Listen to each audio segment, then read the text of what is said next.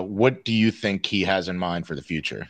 Yeah, I think beyond crypto, it's really, well, that's all he talks about, longevity. I mean, I think he said it on stream the other day is, you know, when I get finished with PulseChain, I really want to focus on longevity stuff. I don't know if that's going to happen. I think it may take longer than PulseChain. Maybe phase 3, you know, after the wallet, after, you know, maybe there's another product or something too. But he wants to save people's lives. That's for the last 10, 15, 20 years. He has been volunteering for longevity organizations. A lot of it in Scivive and Fix the World is about longevity. He really, you know, maybe there'll be the Heart Foundation one day, I've speculated, where he takes a lot of the money that he's earned in crypto. I'm not saying that always dumping, blah, blah, blah. I'm just saying, you know, the guy's already rich. The guy was rich before any of this stuff.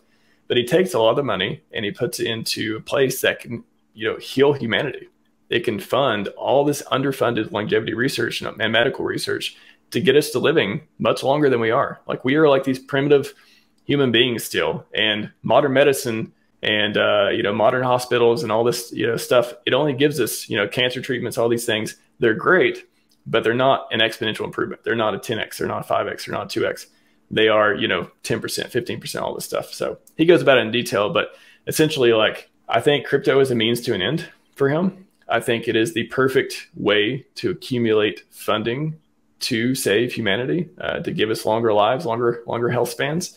And I think that's where he'll pivot to. And that's really where the RHMaximalist comes from. It's, of course, the products, you know, of course, I like the products. Of course, they serve a purpose in my life and many other people's lives. But the ideals of, I'm totally on board with living longer. I don't want to die.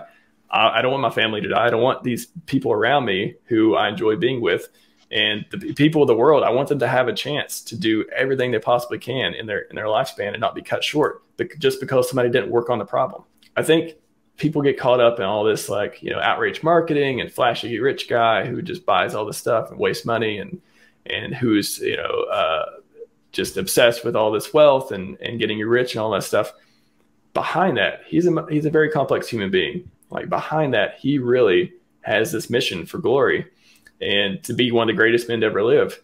And to achieve that, he wants to do it through, you know, literally helping you live longer, solving this problem that not a lot of people are funding. So I think if you ever have these doubts about Richard and ever think that, why does he act that way? Why does he do these things? Why does he dress up like a clown, as he says, all this stuff? He's doing it to start from the ground up, to amplify the products, to make more millionaires, to make more people like him, and then eventually turn that into, you know, funding to save everyone's lives. So that's his real mission, in my opinion. Yeah, my favorite Richard, I think, is the same one that you like, just the positive Richard when he is talking about longevity and curing problems and helping people out. And I really think he is sincere in that.